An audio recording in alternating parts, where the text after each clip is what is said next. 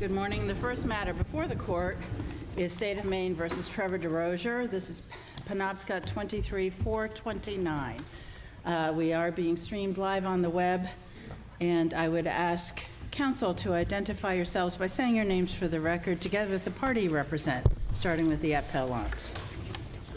For the appellant, Trevor Desrosiers. Mark Rucci for the appellee, State of Maine. Thank you. Mr. Peterson, if you're ready to proceed, we'd be happy to hear your argument. Thank you, Your Honor. Good morning. Trevor Desrosiers' constitutionally protected right to a fair trial was violated in this case because the prosecutor crossed the line between delivering hard blows at closing argument and foul ones. Specifically, the most stark example of this, or I would call it plain and obvious example of this prosecutorial error, is when the prosecutor commented upon Mr. Desrosiers' exercising of his Fourth Amendment right to be free from warrantless searches and seizure, and begged the question to the jury, what should we make of that? What should we make of the fact that Mr. Desrosiers did not allow Trooper Cotton into his house and more or less said, get a warrant? And Your Honors, this is commenting directly upon the invocation of a constitutional right is plain error, and there's a reasonable probability that the jury went back into that deliberation room and asked that question to themselves, perhaps others, and then came to the conclusion the prosecutor was trying to draw, that Mr. Desrosiers didn't let law enforcement into his trailer because he had something to hide, because he knew what he was doing was wrong. This, coupled with some of the other examples of prosecutorial error, such as calling Mr. Desrosiers a liar, referring to him as devious 4 times, together resulted in an unfair trial to Mr. Desrosiers in a case where the state failed to present any direct evidence that the alleged victim and Mr. Desrosiers were not spouses, which is an element of the crime that must be proven beyond a reasonable doubt. And with that, I'd be happy to answer any questions. Why don't we take that last one first? A number of us have been trial judges, and in that instance, the prosecutor will typically say something to a young victim. This may be a silly question, but are you married to the defendant? And everybody sort of wonders about that. And I think there's an inference that can be drawn sometimes based upon age. But in this case, we have a trail of instant messages in which the defendant says to her, "How old are you?"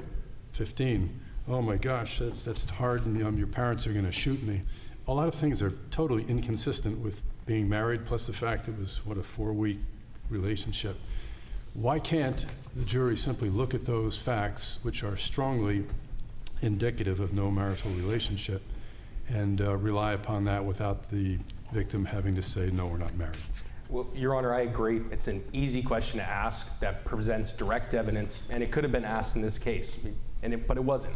And it's true, circumstantial evidence alone can satisfy that element beyond a reasonable doubt. But in this case, it's pure speculation for the jury to make that leap. Sure, this was the evidence of the record was that this was a short-lived relationship.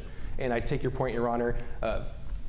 Conventional beliefs and societal norms, they would come to show that these two may not be married, but we're not just dealing with jib-jab at a coffee shop. This is a courtroom where the state must prove beyond a reasonable doubt. Well, and if we watch the tape, he's saying over and over how happy he is he did not have sex with her. Doesn't that kind of infer perhaps they're not married? Well, I would disagree with that, Your Honor, respectfully, and I think there are other cases where just because there's no sex doesn't mean somebody's not married. I mean, I don't think that's enough to prove beyond a reasonable doubt that they're not married, especially in a short-lived relationship. This is about, the possibility, which the state acknowledges the possibility, that the two people eloped in a different state, perhaps. And okay, they eloped, and then he's still unhappy. He's still happy that they're not having sex. Added with all the other information, the jury doesn't leave its logic at the door when it goes into the jury room, correct? That's correct, Your Honor. And as I conceded, societal norms would say that that's maybe the case, but... So is there anything in the record? I mean, a reasonable doubt is a doubt based on a reason.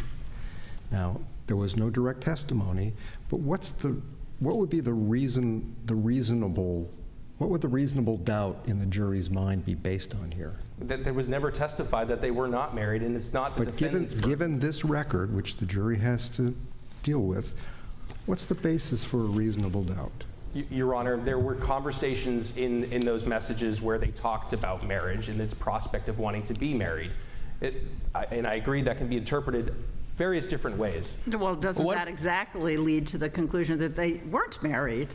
Well, it could lead to the other conclusion is that they were seeking the prospect of marriage, Your Honor. And again, this is not the defendant's burden of proving. The defendant But it's not the doesn't- prospect of marriage that would be problematic in this circumstance. And what about the fact that apparently, according to the Facebook messaging, they met for the first time on May 7th?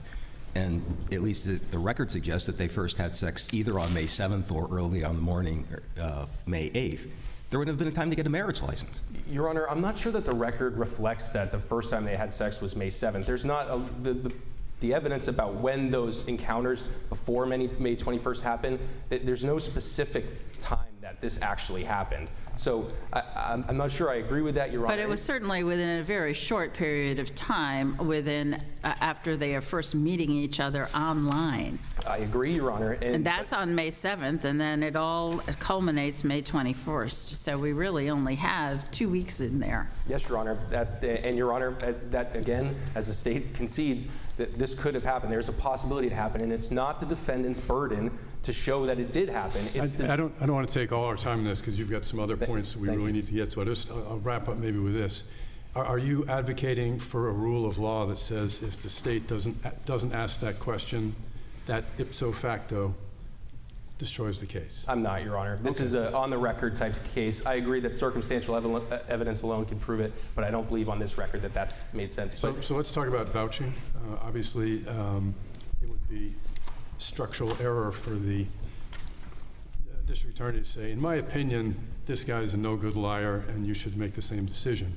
But by the same token, you agree, I think you agree, that the state can draw out facts, that prior inconsistent statements, other things along that line, and ask the jury to make a conclusion from that. Why do you think the state went over the line in this matter for vouching? Where the state goes over the line is toward the end of the rebuttal on closing argument, Your Honor. When the state goes through its 3 witnesses that was put on during their case in chief, goes through them, and then at the end of going through their testimony, talks about credibility, believability, who's telling the truth, that's important. And it makes the phrase, we suggest to you, and then says, facts are what you hear on the witness stand. Fiction is what he told Trooper Cotton that night. And in that way, the prosecutor is assigning truth and believability and facts, which is the jury's job, to the witnesses in a case where the defendant does not testify. And so the prosecutor is saying they told the truth, those are facts. What you heard on that camera, body camera, that's fiction, which is another word for lie. But what he said on that recording there obviously was not true in several instances. I don't remember the exact language, but there's no one here. Oh, wait a minute, she went out the window. Those were undeniably false statements. The prosecutor can say that, right? Your Honor, yes, they can say that there are inconsistencies here. There was somebody in that trailer. But a big issue here is that Mr. Desrosiers is saying, as the court's articulated already, is that he was saying, I'm so glad I did not have sex with her, and used some other language to say that. But he made that statement, which is the theory of his defense, is that they didn't have a sexual act. And then the prosecutor's getting up there and saying, that's fiction. Everything you heard him tell Trooper that night is fiction. And that includes that statement in his defense, which is that the sexual conduct didn't actually happen. So it's not just that, so that's a big part of what the statement he makes, and the prosecutor is assigning fiction But to that isn't he statement. doing that in the context of summarizing the evidence and telling the jury he suggests it's for them to decide? Your Honor, he does say that over and over Yes, he again. does, doesn't he? And Your Honor, he also says the line, and that's based on the evidence, and it's repeated throughout. But just because you say that line doesn't insulate the error. Well, let's get back to what you started with, which is commenting on the do you have a search warrant? Now, this is a federal claim. It's not based on the Maine Constitution. So we look at the federal law, and therefore there's a harmless error measure that it's not structural. So why isn't that harmless error, assuming it is an error? It's a comment upon the invocation of a constitutional right, which this court has said has no real relevance in a case, and that it's Chapman versus California says you use a harmless error standard. So why isn't it harmless, given all the other overwhelming evidence in this case about what happened here? The overwhelming evidence, Your Honor, is not dispositive on the issue about whether or not there was prosecutorial error that resulted in... It was an isolated point. The policeman didn't go into the trailer. He didn't violate the Fourth Amendment. So why wouldn't we apply harmless error here? Your Honor, the police officer did... It wasn't just an isolated comment. Even if it was just an isolated comment, I would still say it's harmless error. But this was something that was talked about in testimony. I think you're trying to say it's not harmless. Well, excuse me, Your Honor, I misspoke. But this was something that was mentioned in testimony, too. Trooper Cotton testified about something about question. Now, when he said something, you need a warrant, and you said something about exigent circumstances, yes, what do you mean by that? And then Trooper Cotton talks about exigent circumstances. He later testifies that he used exigent circumstances, and Mr. Desrosiers had referenced that the search warrant a couple of times, and then circles back to it in closing argument in order to try and make the jury infer guilt based upon the fact that he told him to go get a warrant, which is exercising his constitutional right. And we don't want to affect people. I understand it's error. Why isn't it harmless error?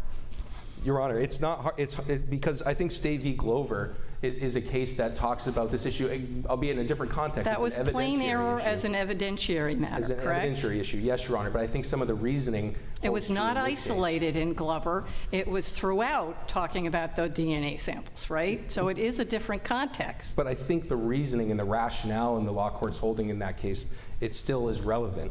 The defendant's refusal to consent to a search in some circumstances tends to prove consciousness of guilt. However, its minimal probative value will always be substantially outweiged by the danger of unfair prejudice. Which is a 403 analysis, which is pretty liberally evaluated by us, correct? Yes, Your Honor, but there's a reasonable, the law court found in that case that there was a reasonable probability that the State's argument about his failure to consent to a warrantless search persuaded the jury to disbelieve his testimony, or in this case, proceeded to believe that Desrosiers had something to hide and that he Well, it's pretty clear from the audio that, I mean, what happened right after he said, do you have a search warrant, is he could hear that there was someone in there and it progressed without, there could have been exigent circumstances in that context.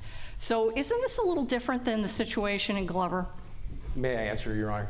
I believe it's yellow. It was you can red answer. for a second. Just fast. You got 30 seconds. Yes, Your Honor, it's different. That was an evidentiary issue in Glover. This is not. This is a prosecutorial error issue. And the issue here is not just on that one statement, but the court looks at the cumulative error of all of these prosecutorial errors. All of which were unpreserved, correct? Yes, Your Honor, that is correct. Thank you.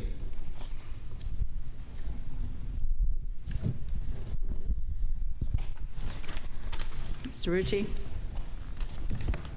Madam Chief Justice, and may it please the court. Jurors are instructed to use their common sense. They are instructed that circumstantial evidence can be just as persuasive and compelling as direct evidence. Respectfully, this court should bear those instructions in mind and conclude that the jury was absolutely justified in determining that Desrosiers and the victim in this case were unmarried, irrespective of the lack of direct evidence in the form of the question that Justice Meade posed, even in lack of that evidence, that direct evidence. This court has never required direct evidence to establish a fact that could be established beyond a reasonable doubt by circumstantial evidence, and it should not do so here, where there is no reasonable doubt on the record that these two parties were unmarried.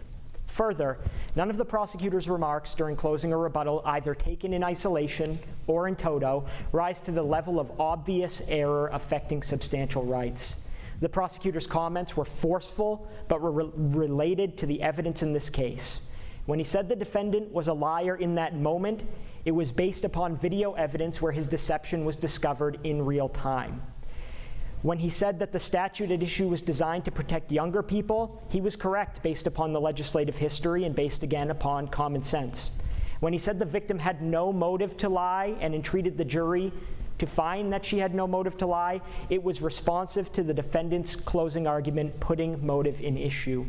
The state's closing, like its prosecution, was forceful, but it was not violative of the defendant's due process rights, and the verdict of the trial court should be affirmed, and I'm happy to take any questions. Well, you kind of missed in that litany of why there wasn't any error, the commenting on the do you have a search warrant? That was error, wasn't it?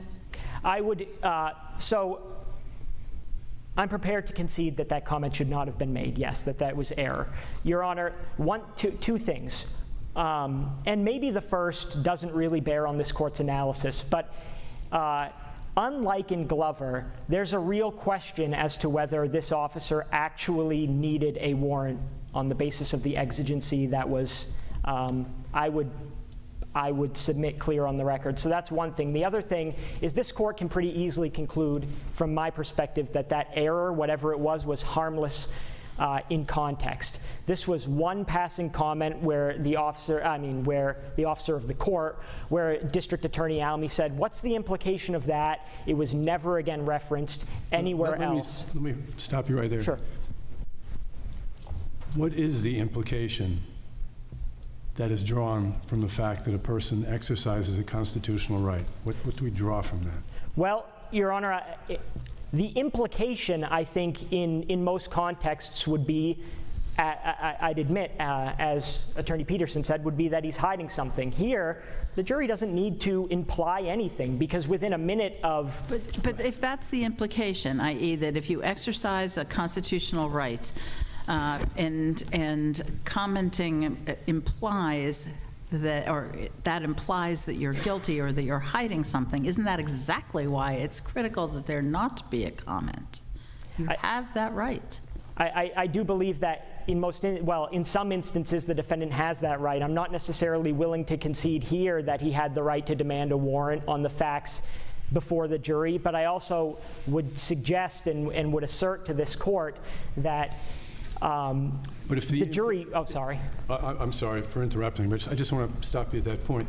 If the implication that the state's attorney is asking the jury to draw is he must be hiding something because he must be guilty because he exercised this right here, doesn't the analysis stop right there, that that's an improper inference to draw from the exercise of a constitutional right? It sounds like you're trying to sort of say there's a continuum here of how prejudicial it is. Yeah, I'm not willing to concede that the implication is he must be guilty. That he's hiding something. I mean, that's what he's saying. What I'm willing to concede is that he's saying, well, he doesn't want them to come into this apartment because this girl is here. And the jury learned that immediately. So let's say... So that sounds like a harmless error analysis. Yes, that's what I'm saying. And imagine a world in which Attorney Almy doesn't say that. The jury heard on the record the defendant say, you need a warrant. And then they heard, in the video, you need a warrant. And then they heard less than, I think, a minute later, the officer go, hey, come out from under the bed. I mean... It was there regardless. That evidence was before the jury regardless. We have one isolated comment on it. Can I go to the issue about the age? I mean, I understand and the idea that can certainly, the failure of evidence in this case, of direct evidence that they're not married. I understand that certainly that can be proven by circumstantial evidence, but isn't it a great deal more fraught when the victim is 15 than when the victim is, say, 10 or 8 or something like that, to try to rely on circumstantial evidence? Absolutely, but it is more fraught, Your Honor. I mean, it's easy. And you're wishing that my life would be a lot easier if Attorney Almy had asked that awkward question, which I do have experience myself asking. But on the basis of this record, which, by the way, in the transcript in page 246, I think it is, there was a direct comment by the victim about them having sex the first time that they met, which I mean, the jury could easily conclude, when would they have had time to get married? She's saying, we met for the first time in person, we had sex. They went to a chapel sometime, at night after she snuck out, got married in secret, and then had sexual intercourse that first night. By the way, I would suggest that's unreasonable. And then couple that with the Facebook messages where they continue to talk about, I need to meet your parents, I'm out here looking for a wife, and then you come along. It is clear on this record that these parties were unmarried. On the issue of the comment on the search warrant, do you agree that the defendant invoked his constitutional right?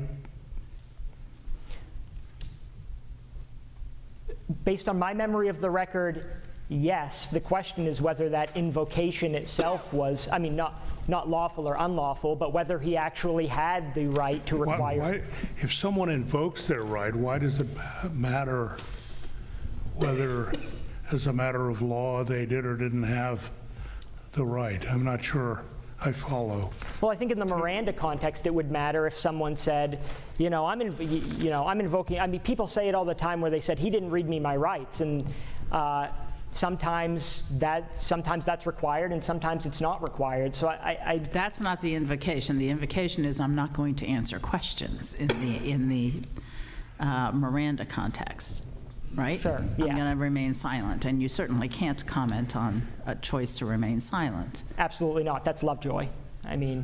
Well, but if the justification for the invocation was at issue, then we'd have a trial in front of the jury on whether the state needed a search warrant or not, which I don't think we want to go there. That's probably fair, Your Honor. I think what this court can respectfully rest its hat on is the fact that this is harmless error. And it is a federal claim. There's no preserved state claim here. It's harmless error. Well, we've said that the closer a prosecutorial comment comes to commenting on the exercise of a constitutional right, that has a direct bearing on whether the error was harmless. Said that in a recent case, Judkins, State versus Judkins. Yes, and familiar with that case as well, it having come out of my county, Your Honor. But in that, in that case, we've got, that case had to deal with clear and repeated comments, much like in Glover. In Glover, the real issue was that was a staple of the prosecutor's case. The fact that this person would not give up their DNA without a warrant, that became a central focus. Why wouldn't he do that? Why wouldn't he give his DNA? Here, while it's not dispositive, under I think that's State versus White, I put a footnote somewhere in my brief, where whether the error is harmless under the federal standard, I believe, is dispositive, whether it would have any impact on the proceeding. Here, I would suggest that you can find that it would not have.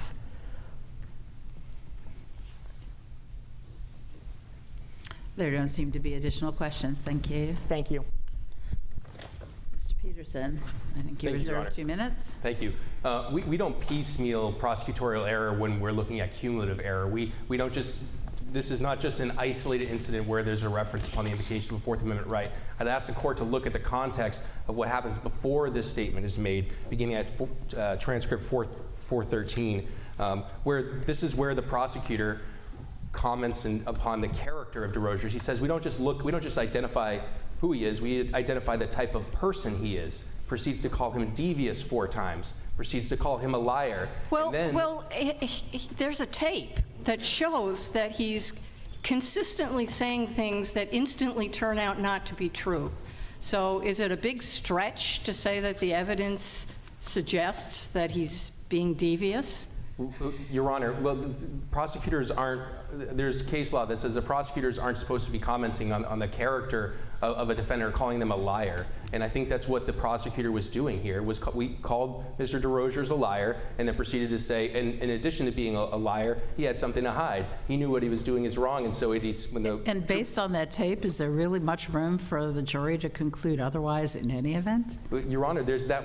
I would tell the court again that he says, "I'm so glad I didn't have sex with her," and in closing argument, the defense's theory is that sexual contact never happened. And so when you look at that statement, the prosecutor multiple times is saying he's a liar the whole time he's talking to Trooper Cotton. It's all fiction, including that statement where he said we didn't have sex, which is what the theory of the defense was. Is there a distinction between prosecutor saying that on that night what he did there, that was devious, as opposed to saying he is devious? I think there is, Your Honor. When he's saying he's devious, he's surreptitiously taking this girl and being devious, very devious, and talking about this defendant as though he's some kind of has like these master plans, is the way he was talking about it, and was very savvy is another word he kept using to describe the defendant. All of that is injecting a personal opinion upon Mr. Desrosiers, which is error. Thank you. Thank you. Well, thank you, counsel, for your argument in this case. As is our usual practice, we'll take the matter under advisement and issue a decision in due course. All rise.